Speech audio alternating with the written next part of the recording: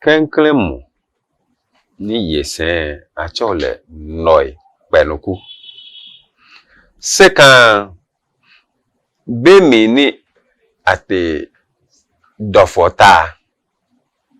nomi awole na hangbe sekan. Chinbeji o sekan o si a odi kan. Moni nye che ni nya mehi.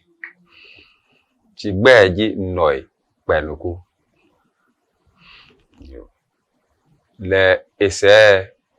note doku.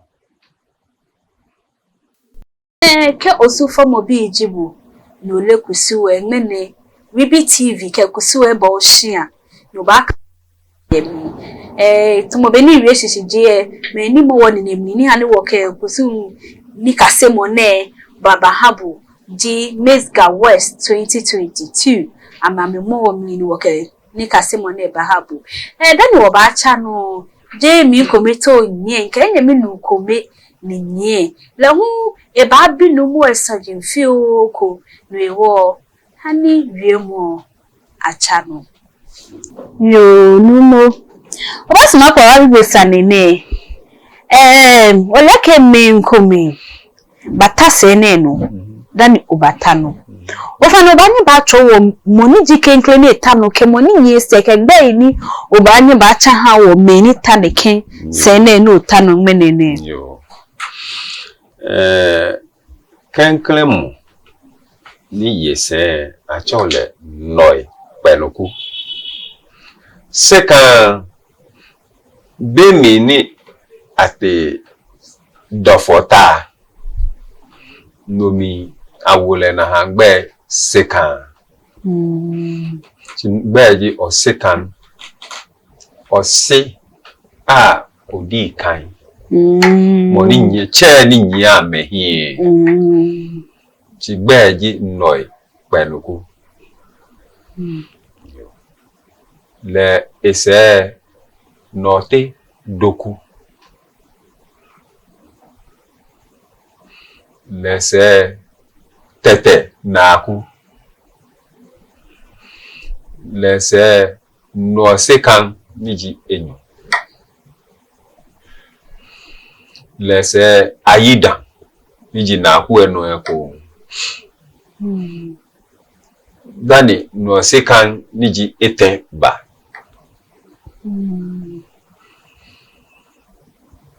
Dani odam humba. Dani no sekan niji ejweba.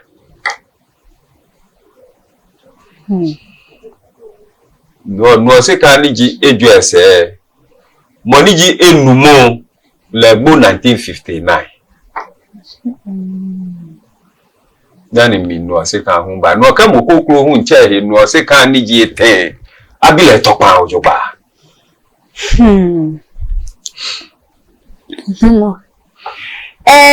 Ye o se me ni otano ne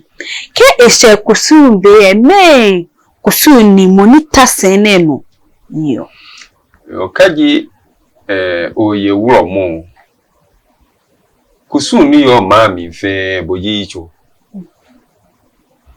ke je ba wonko bayi egbijiro bo ba penu o ba gmedanshi no ba chon gbenu na ba chon bo na ba fe kusu ha sen bayi yele bo ba gmedanshi dani ke sen chapo ba chun eni eni ba chun obonu bayi yele bo ba gmedanshi dani eja ke boji ma no mami je ma woji akusun kusun sroto na fi ofe noni wo chole otofu ede nche bo Wulomo bo nuchumo yo ke infoko ona hue me afi alo me kus ma ka afi me afi ayoye ola ke nungwa me yo pe ke aba oye no kwa ka otofu wala ke mi bi ekome mfita yo fa no ba che amegbe ihawo otofu eje afi yeli okay Shino kenkle efi oyo eha yo cho yo eja ke ashikobo tofu ni abajebo ya kusumi bona han yo nye numponye bwache ni onye oyagba to mo boni ko bo me ka ke afi yo ko dipo ne bonu ke afiko angmo ko bobo so afiko na ha ko boy bo de je onye oyagba yo ni anye achebonu ye hia doji wo nwo kusum no kusum ti woye afi ni woyo nadu yele yeli Klottey yele yeli bake ma yeli obu yele yeli ahunu yele yeli nyamuji yele yeli tumbai yele yeli wao yele yeli kuku yele no meji kusum afi ni yo no ame ato amena dan wo yo sei yele yeli no hu afi yeli ekoni eja haje da na afio shitomo no ni ncho wo ni jo tofo ka ni bi ele bi fe be ni mo esehi ni e ba fi e shi be pf tutu ekun amno ke ba she homowo ni afio na ha kusun ke me fe ke she homowo ne ame to online rofo me ba cho wo wi mo shi ame chala no ni abasa hi amgugu ya di agba ni some fine na abu kona agbene ke ajo na akwe money tafache ehe mi yo flexible ni e ba yen shawele ojupa yo nu ko wa chawo we mo no wonake ndegbe ko me ni newu eke adagbe ye ko me no to ake nye se he ko me ye je megbe nye mi menwu ye he ko te efete mi nye boy ganwe mu eja kenye gbe ke man ko me ni newu adagbe ni alo manima ke ake ko me benke nungo ke ni bi no bi jiwo no man na chole osudoku ko su we mi wo no je me woje ni woche ni jim no kpeneku eni mene meji moni ji enyu mi eleji baki Wulomo ke Nadu-Wulomo ye je nda ni shikeba ni oje me woje ni oje me gbe wo no ha imba wiwi mo ko mra mi akesin ake osu kadi gbo je kadi ko ni yo he ko ni wo ba to legbo lo ni le igbo eji wo dabi ke wo fo wo Nadu-gbe na le no o ba ngo wo bi yo o che heba ni o fo ekwe bi yo eche lo eni ba mo bile ni ba wo legbe si bona fe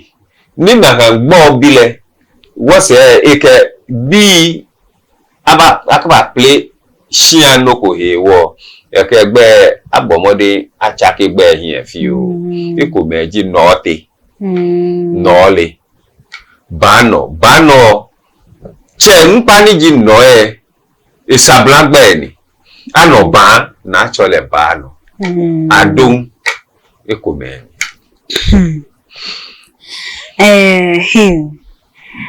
Nuumo ko wa bi ekonwe bi ane ke ake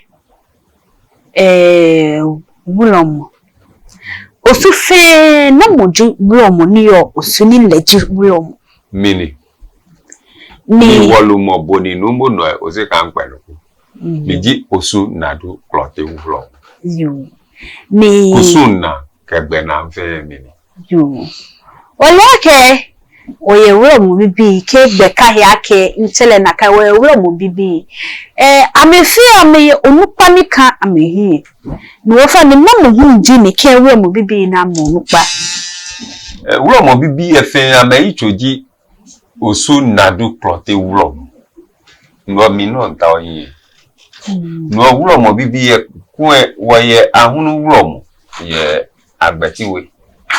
woye gwa Wulomo ni wo fadin nyamuji meke obenesu meke ni fe Wulomo ye na si na egbe me na fe agbo eche no papo ma boni epa afan ni kutumpofu ye amemusu wo amencha mehe meko me kaji Yehowa nyumoke waje ma waje jiebu awo ni nakai jo efe shi wo sate agbene aklate yete agbe jo papa e ba kwen ni ba chon ni ba chon manje ha ma ni ne be he ne fe oba ta wo me wo somona yo Nuumo ke wo ba bote mi kwe wale ke wo fe ekemu fe mo le mi te Klottey na dan ni biane wona beni Klottey efi ani wo ba bia ke jema wo ni yo Klottey ni ni hewo aya Germany aya fi oni ke kusu na efe ke ha Klottey eyemi olualo ne ke kusu ne afe ha Klottey olualo yo me ko meke amenfe si Klottey e no ni pote ni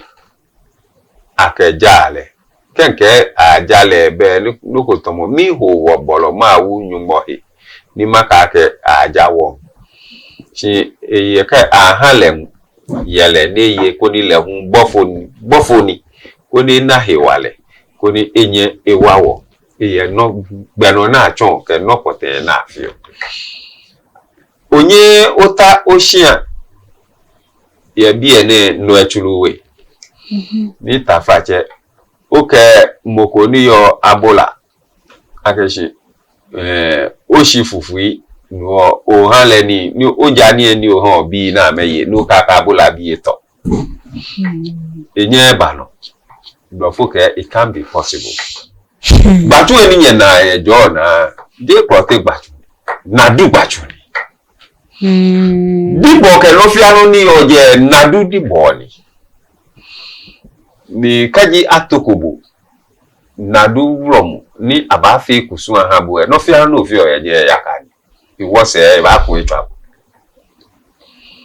no nyo domo na ha jeme no hechina no gbe no pe party ofi o no ka ke ogbo ha Klottey o fi party eja ke Klottey do mi wo ye Klottey ku emushi nuwo ya jeme nuwa fio ekusun ya jeme si nehe agege na ni ba na nuwo bi ahwe ameke ba na me na shitamo he wo he ko me ya hihie je mene che ni yi Klottey hi mama fe amehe fe amechira mehwe no nuwo yu ne minto gbejano to ni ihe blocks ke ni bi ni o ba bomode nuwo fo yale ya Klottey na ni wo duche na yemi koni wo fi gbatu bibi o ko ya je me koni wo shu Klottey mumo wo je mi domo ne kan ngre ne no hu ni mawi ake wo nye me ko me ni tafrache shingle here tafrache ka ayema ke obi ko ya to abo mofro ya eko abo ehie ni amena Klottey na amehie ameke ameheju hedoro ben fe ewo Klottey je gota ni ka yo fe ya ni na eju here ya Klottey tafache nu ya domo eju he na shamo ya Klottey yo ya shamo ya Klottey mo fe awon ba ju here ya Klottey esho be ko ka gboma de sanwo bola Klottey twa o ka wo de ke ni bi na fe tafache eji bulemu no me wu fatahi ni osu wona no ni wona bi antone ija ke afile ko yi no ni ji minni kanso ayi no kwe afon ya ke abule iso agbe na ni ate ni aya duma na fa Wulomo efon ya iwo Klottey ni ba sha dide na dide na aja mo fia mo ba na fio mwene ya fona ha ya no kwe o ba sha politin bag ni chichi chefle ku yino de bale na kan wa bo no cha manie ni ji Wulomo ku no bokote lawe wa bo la manie kusu ni sa ka fi o ba fi ni aka jiemuji ni le aka eshe hiko ko ogbe ne he gbatu ne fi mo na sa ke wa chele ko na gbene me ni ka ododo be wo nu emi efe oba ji efe nu oba timi mi kro insho anya bote kro ti e to mo boni blame aboni yo no no mi so le mi pa opleje nyungo fa ya ke ihe wo wala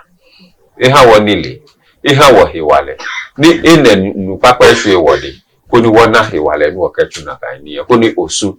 anaghị jole eja ake bia do na eje ma woji yen ni wo ka me short ko klo e wo je ma woji yen ta fa je bofu eni no ha ni wo yu nke sumo maya won sani emi eja no nkwa bofu ke another subject in itself si bofu eni da ne ke afi mi interview yu o mi ka ma gba nye mega me adwo ke baje what is school blofu bani na wo ja anyunmo ama me ja anyunmo waji nu bien se ni ja anyunmo unu what is school ame wo bible den ja mbaju ye wodi na ma cha ke hin bofu enyo pegbe abacha me ha wo na me no ame kutu po na ame ke bofu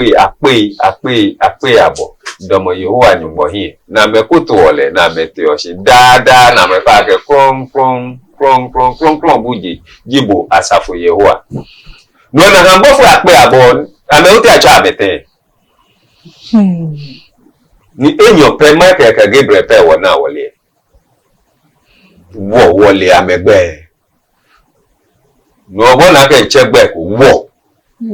wo bin kebo nini no wonun no ji won wonun no wo gbofu eni nwoko nu densu onu sakumo onu neka je woji ni si bofo eni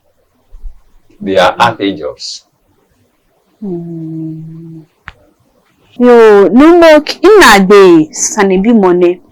ko kwe beni biane maka ke beni ofuefe ne ke beni bi mo bibi manchemeno wo mo enyo kenibia ko kwe ni wo ba ni ba fe alo mi wo ba fe ni wo ke ba ni ke ba wo ba ni kesa ni bi ne be ko ne huwe we maka ke ne ka yi mpa kusun ye poten ka fe biri obana atele adesan ke ya ni amechomo gbohi si Kristo jamu ebajo ni bi baba o eba fite ni bi je ni ebajo eba fite ni bi no eha ni bi ko me mbase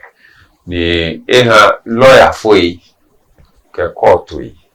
ni eshawono ne ayewo shika ke wodwetri fe Eshebe agakaji onye chedesano owonumie nibi etanji no ni ba oninde ba shonbo to ba gmehe ta fache wo ba yebo o ba gmehe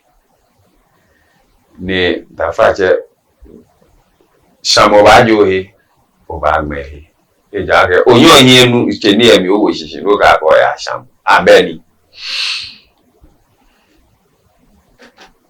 heri eche njo nke anokwali epachipo eja woji nimbu ana ye bi ene ni nke chonye no ni mahanye shafe nye shanye wa ko yo topan ke aye pe lale ko eke achichi kai la motopan wa ke yo manche ble ma topan hu no acha no ka je wo la motopan ni oyako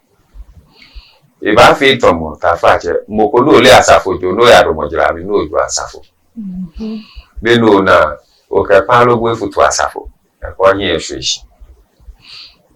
to be e ba se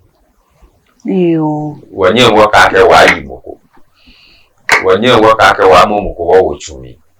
chimo jalegbe ni wonye no wo ba yin no ni be e ba se ja pangboyun e ko gbra hun eyi batan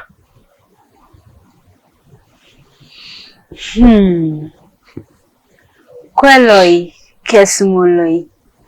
Lia kenye kaseni ni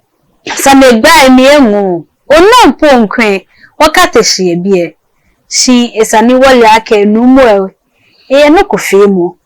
Woba mo le ketashi ke de show. No wo dami wo ba te shi. Nuumo wale ake ni sehe ko jada ke minibi.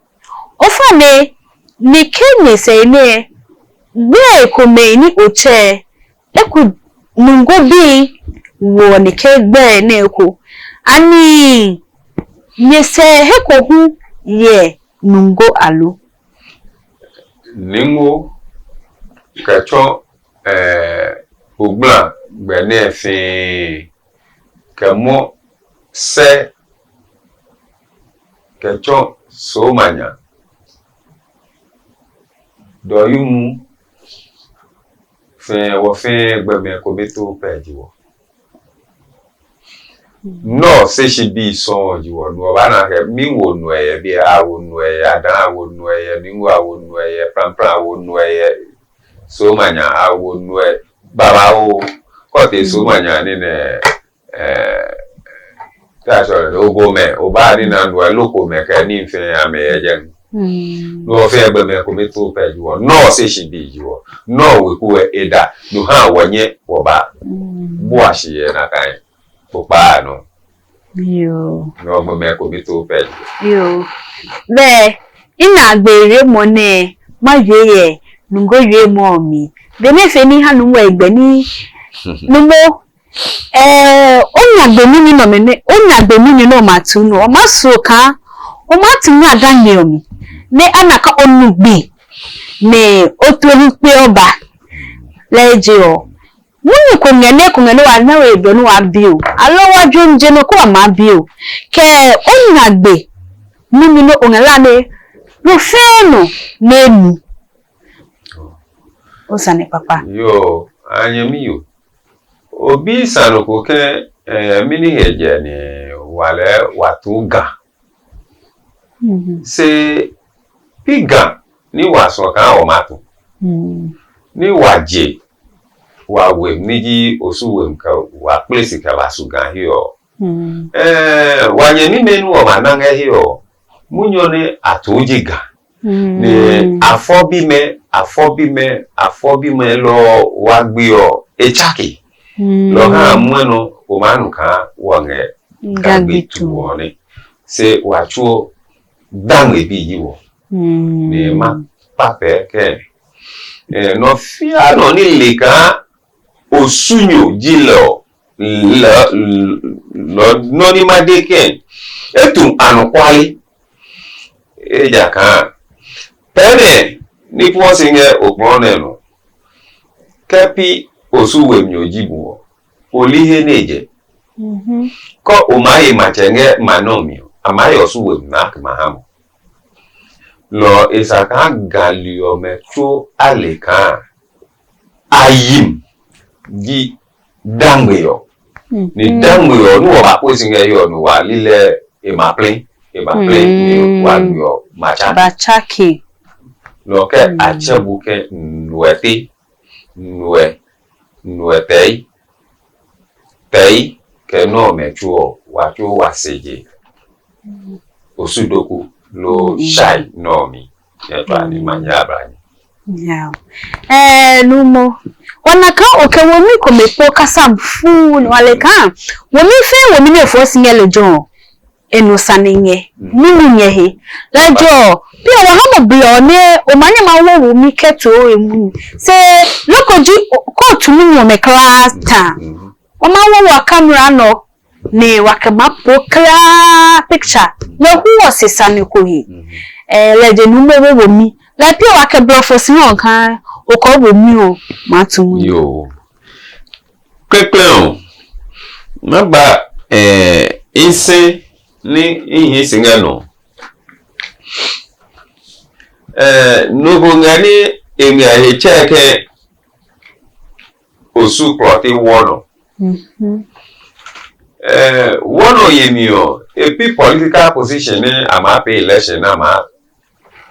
electable nobody you want say eji kusumi blonya to lo esaka omagu heko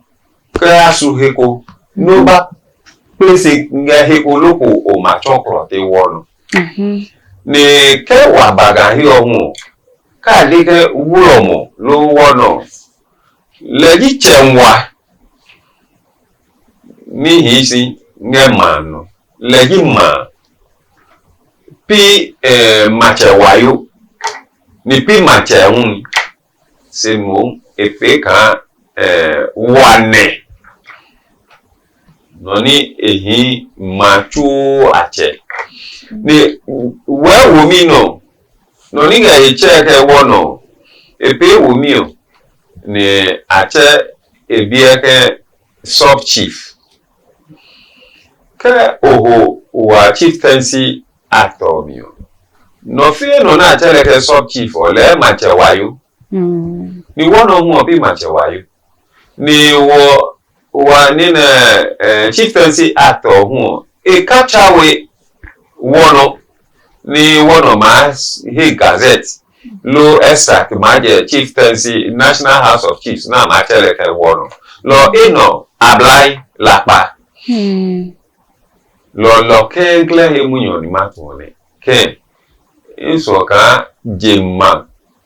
ko ji pawocho mana ka womino ablai yo kama so ka o pono kuku na gami ha ne mene anu wadangbe o amanu ne no ngala ne ojo nke wolone ni ye de ne eji extract ni monike le tagbatu na ewo eye Wulomo na chon kutumpo gbepo no na afi ahale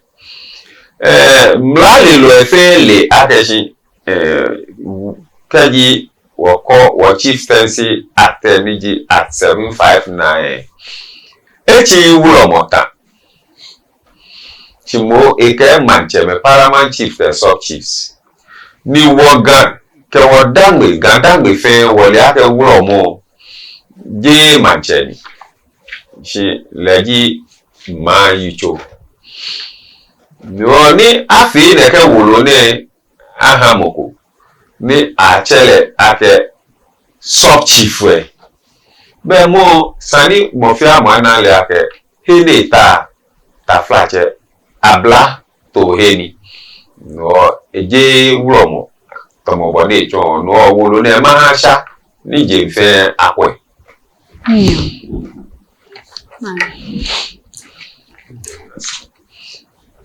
Misa machano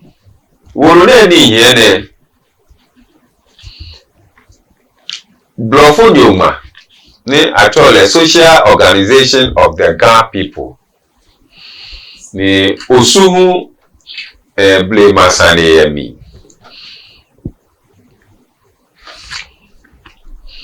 ni kaji okwe tokpani amaye osuhie obana keshi gbe no se kan ana keklemo niji mi inni kansuwa niji no se kan kpeneku na bana no se kan niji enyu na bana no se kan niji ete na no se kan niji ejwe no ekpereku ana kweko no hami mbacho noi se kan kpeneku niji enyu ni wo kaji mere mboko hie wolo kaje National House of Chiefs ni ekeleji no sekan niji ete mi sumo akaje mbi fele jabo akonta na kwake anije abla etolo no ni blofo chole impersonation impersonate monebo ni taflache wolue ebie no maha awula emi bia ne mpesha no maha awula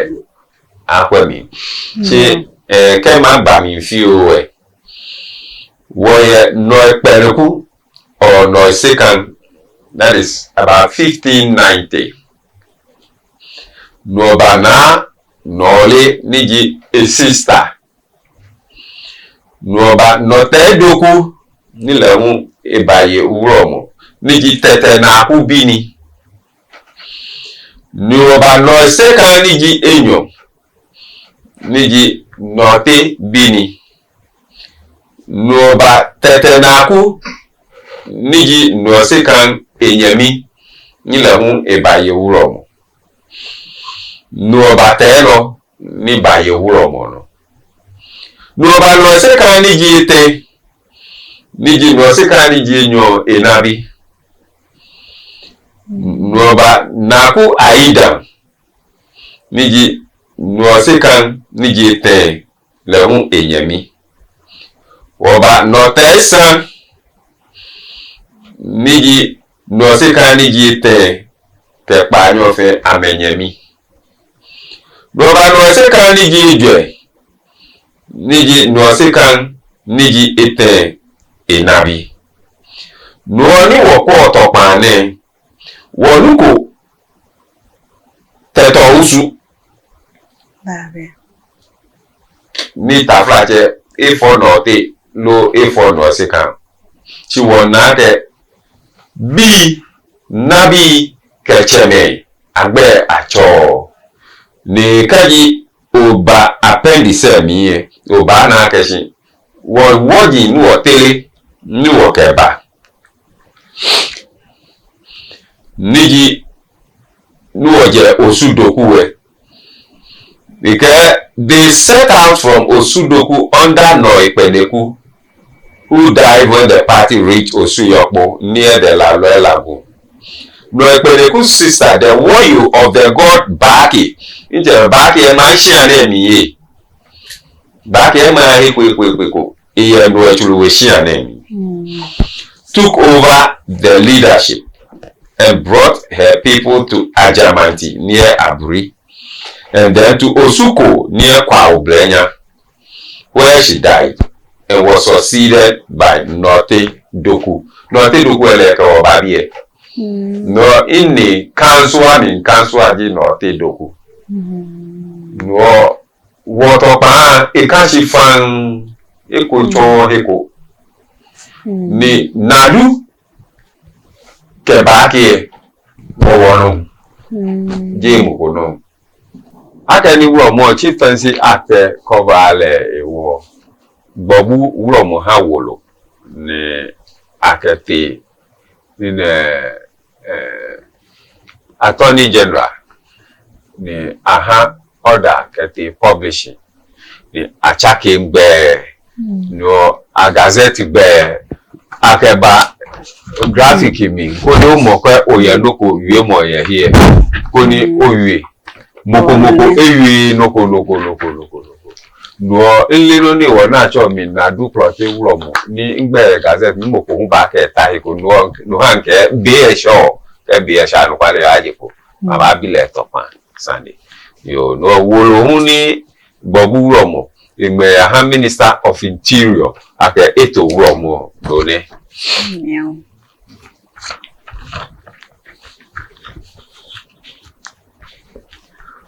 Osudoku ehun ni wote ni amefia amekusun amegbe na ameha mi wolo ni cho akeke mo fia mo aje mi 1 year manye nke na han wolo achon ni wo ba hu Bobu kusun mefefe daily heritage amebasha moko ko shine ba ka keshi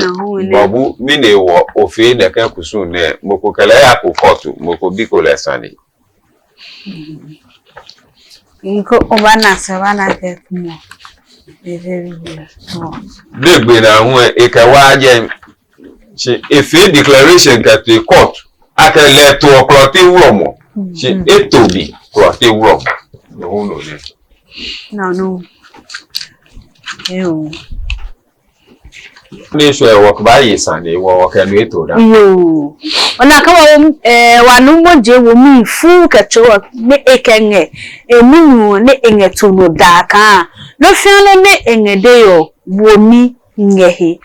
wamasa kla picture ni wake macho ni ke pictures ne yo adanse ke munuo ne inyetuo anukwale saneni amekawa ya yo sudoku judgment ni je abla wono question ke ba ni eke inwekunu pa ni kebi na abia ke na moji inwekunu pa ni nke woni ni no ke ni no ti adumu ani ji kinkawe osi ahene leji inwekunu pa be mi ni wote nungwa the Bobu Koemi and Bobu Palace. That was 31st of May 2018. Na to me again. Minutes ni angma copy na hawo ne. No kajinye shalem foni onupa ni je osu ashinte ni jijase ni teje mefe ke nwe kunupa mo fi amogbe ye je me. Yo. Wanake ake picture ko hu eba ha wono asma ko be Nuumo sanyi fi okoye picture ni se ne kanya anu ye panjia no owura ko ni achole Isaac yebu anote ni wo fo le chemo ni manko CP ata angme ko no bi ni woche mankralo akono te gboko ni ke wo hia ne aye Wulomo ye bie eche kucho hu esa awie ake je Wulomo jimi shimi denche insumoni nke he yawo mi ke anible ke patapa nyisene noni ife ko denche edomo nadu gbachuwe shinanan eke iyo hi odase akenfe ncheme mfoni na mitani jemfe akwe nika mokole CP ni bila ke mone efua wonche lo na mo efua mini we efua mi yo Nuumo ene walake be te monshi wanake ofoyi enye different p ni le no ni yo ene tumo ye mpe ni egbe ni le mi le ni ya momo do mi ba fuwa mi ni esha mi ewo eshiya mi adeshi esha ameshiya mi ade esha Klottey Wulomo ewo shiya mi yo o kwelo be no hu ye bie wo ke fe ba chonye sisi die ne gbele ni mi le ni ewo mbie ni bie hunu elemo enidemi Nuumo be bie wo sane bi mo eba na agbe si ekwe ni oyeshewie mo ni okeba ha kweloi to buloi me ni amento nuko na medomono na mekewie ni mene wo ha menuko na medomono me ni mene amekase sheyomo ni oyo ni okeba ha me yo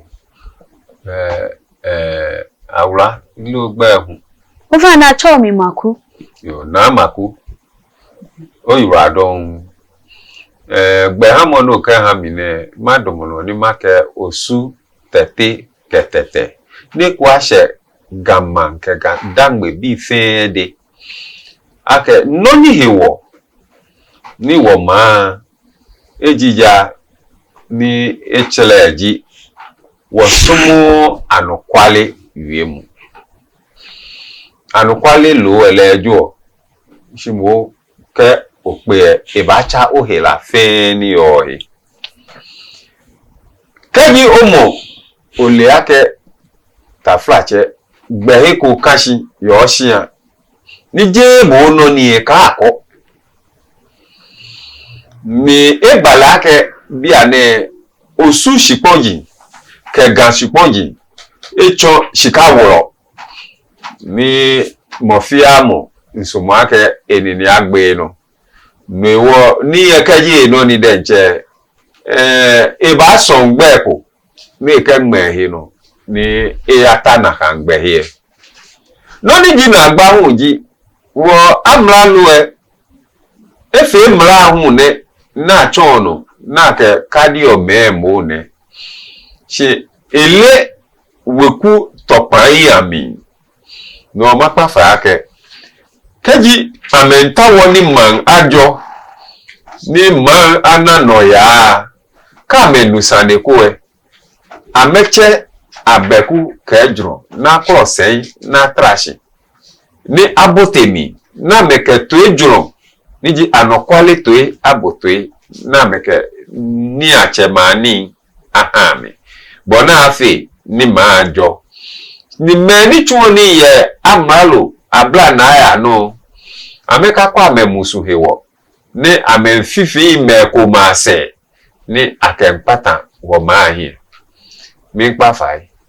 osumefe no ni ole gbegamo lupa ko no bile ma jaje achonbo na gbabo danike obaye no yue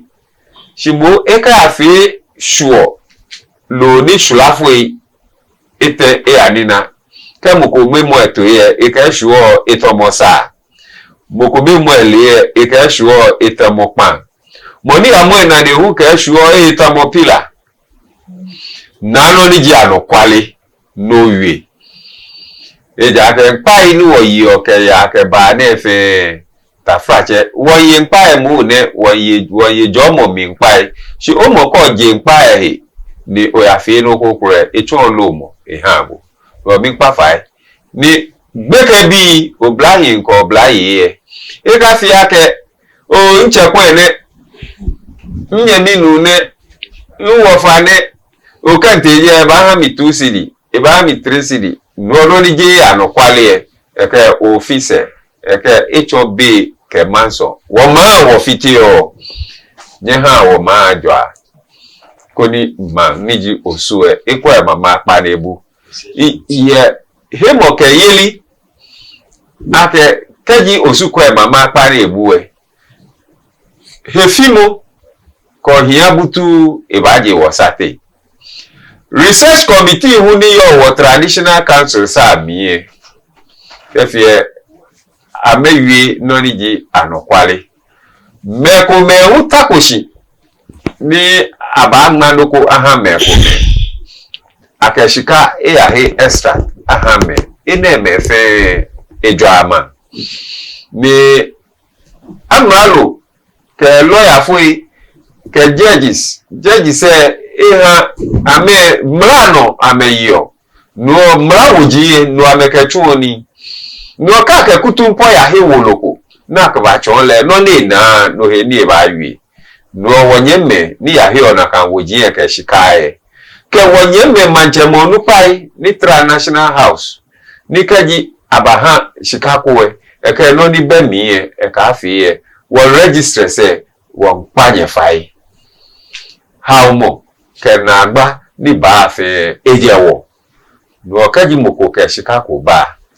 nye bo amode ni research committee bi ye nye tawa topan ojogba dani nye ke mo gba ya na ha le wolo ko ni wo ma emi ajo nye twa no ma nya bra yeah yo kwaloi sumoloi ablade abi ko de abi wo fe wonu ni wakase ni nini wole neni numie ka wie wodomo shidi ni wo boto ekeke shimene wona noko ni ke awie wo hu wo ba meko ni wo wie ake anukwale atawo mene wochi ke benke wo Nuumo ni nini esane ekewo nini esani wole nini esani wonu nini esani wakase ka domu heko no wie loko ni awieku na kaino hu ni ka domu heko no chemko gbe ke wie loko ni ewieku Reeby TV no ko achomi maku ni monemo ni nemli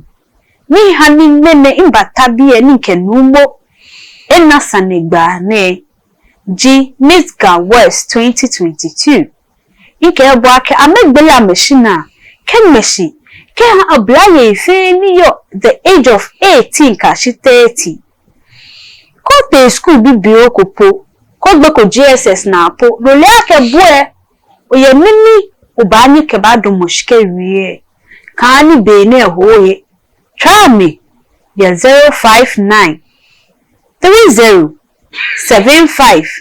702 Oya sane bimo kwe no biame. Bie wakenye bawa. Kebe ba miekonwe. Obakse obachi kebe nke Nuumo. Nini sane walie. Eke bahabo. Wahanyi fe. Nyerado. Bye bye.